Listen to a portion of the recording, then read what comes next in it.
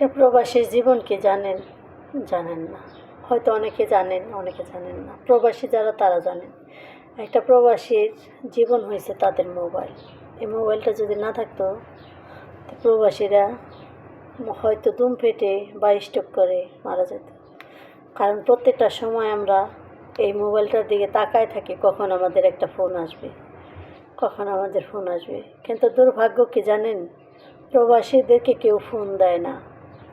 প্রবাসীদের সময় হয় ফোন দেওয়ার জন্য, কিন্তু কোনো সময়ই বাংলাদেশে যারা থাকে, ছেলে কোন, মেয়ে কোন, পরিবার কোন, ভাই কোন, বোন কোন, যেই বলেন, কেউ কখনো ওই যে প্রবাসে যে মানুষটা রয়েছে তার অপেক্ষায় কখনোই ওই ছেলে কোন, মেয়ে কোন, যাই বলেন, কিন্তু ওই প্রবাসীর আশায় কিন্তু কেউ থাকে না।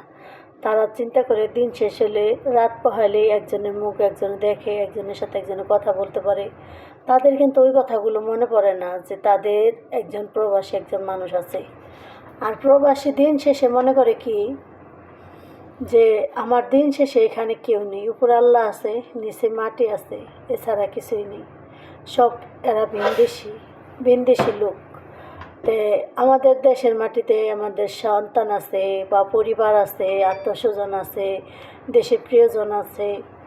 তে এ কারণে প্রবাসীরা এই ফোনটা যতক্ষণ তুই বাংলাদেশের মাটিতে মানুষের সাথে কথা না বলতে পারে ততক্ষণ তাদেরকে ভালো লাগে না।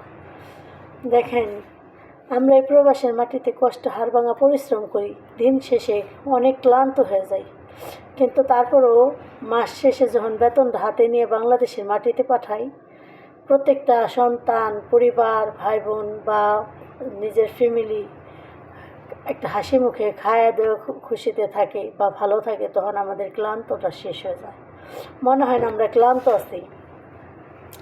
কিন্তু আমাদের সময় সবসময় এতটা ব্যস্ততার মধ্যেও আমাদের সময় হয় এই টেলিফোনটা করার জন্য।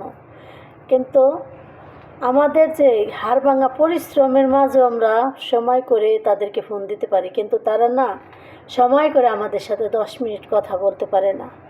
কারণ পারে না কি, তাদের তো সবাই সবাইরে দেখে, আমরা সেন কাউকে দেখি না। আমরা হয়তো মোবাইলে একটু কথা বলি, কিন্তু এই সময়টুকু তারা আমাদের দিতে চায় না।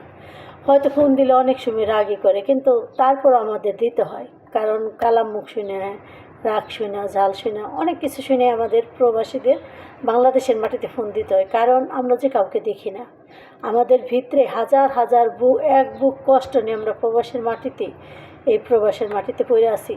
প্রত্যেকটা ভাই, প্রত্যেকটা বোন, কারো সন্তান, কারো মা সন্তান, আর যাদের মা আছে তাদের তো রাজকপাল, কারণ মার ভালোবাসার কোনো হয় না তুলনা। সব কিছু একদিকে, সারা পৃথিবীটা একদিকে থাকলেও মার ভালোবাসাটা আরেকদিকে থাকে সন্তানের জন্য। সন্তানের কাছে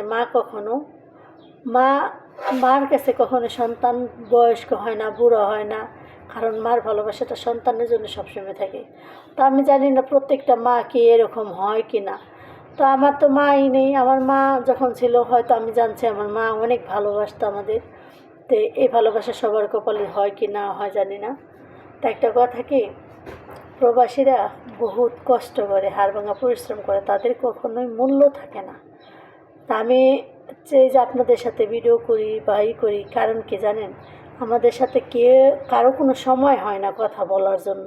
হয়তো আমরা যদি দেইও, বারবার দিলে হয়তো কাইটা দেয় বা কয় এই কাজ আছে, ওই কাজ আছে, নানান কাজের ফ্যামিলির লোকজন করে। এ কারণে সময় যতটুকু পাই কী করব, এই মোবাইলটার সাথে নিজের মনের দুঃখগুলো শেয়ার করি, যে কিভাবে দিন গেছে, কিভাবে চলতেছি, আগের দিনগুলো কেমন ছিল, এখন কিভাবে চলতেছি। হয়তো মানুষের কাছে খারাপও লাগে, ভালোও লাগে, তবে যদি এই ভিডিওটা ভালো লাগে, বেশি বেশি লাইক, কমেন্ট, শেয়ার করে অন্যদের দেখার সুযোগ করবেন।